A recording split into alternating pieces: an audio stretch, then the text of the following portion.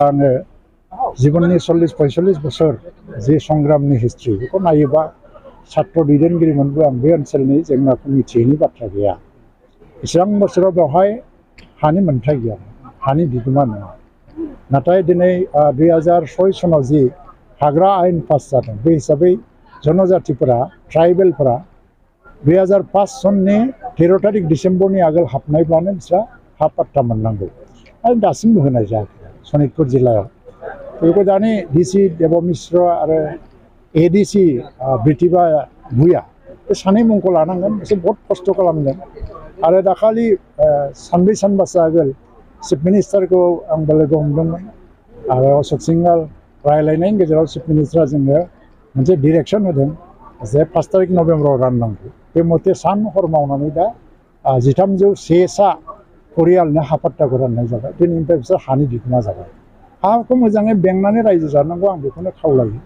आरो लोगोसेयैनो 2 माससोनि गेजेराव प्राय 700 मानसिनो हा पाट्टा राननो हाबावगोन होनना बुंदों। आरो जायफ्रानाखि जेनुइन 2005 सननि 13 डिसेम्बरनि आगोल हाबनाय बिसोर बयबो मोनजोबगोन। उननि हाबनायफ्रा मोननाय नङा।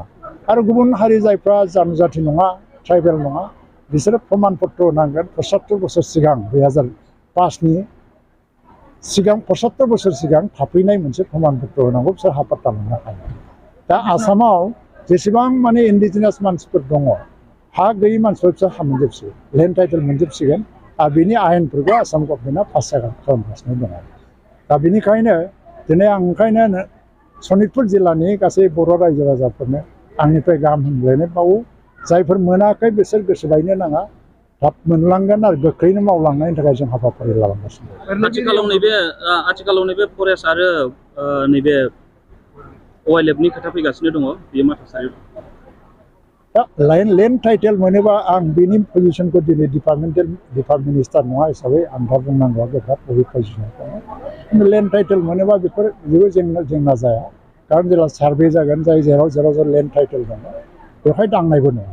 खिन्थु माखासे जेंना फैयोबा नायजागोन उनावहाय मा खालामनो हायो। खारन जोंथ' इन्डिजिनास मानसि।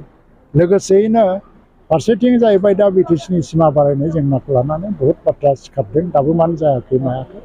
बाउन्डारि कमिसना रिपर्ट होयोबा बेखौ मावनो हानाय अबस्था फैबाय, खिन्थु रिपर्टखौ बिसोर दाबो होनो हायाखै। नाथाय जोंनि गिबि मन्थ्रिया बुंगासिनो दङ बेखौ बारा गोबाव सम दोननाय जानाय नङा, थाबैनो फोजोबनाय जासिगोन आरो बाहाय खुनु दावराव दावसि जानांगौ गैया। गासिबो हारिफोरजों रायज्लायनानैनो बे थांखिखौ लागोन होननानै बुंनाय जादों। ओंखायनो बाउन्डारि बा बिटिसिनि सिमा बारायनायनि बाथ्राखौबो लानानै जों बाराद्राय अधैर्य जानो नाङा आरो रागाबो जोंनो नाङा आरो बेखौ स्मुथलि मावनो होआलासिनो सोरबा जुदि बेखौनो लानानै आन्दालन खालामबावयो।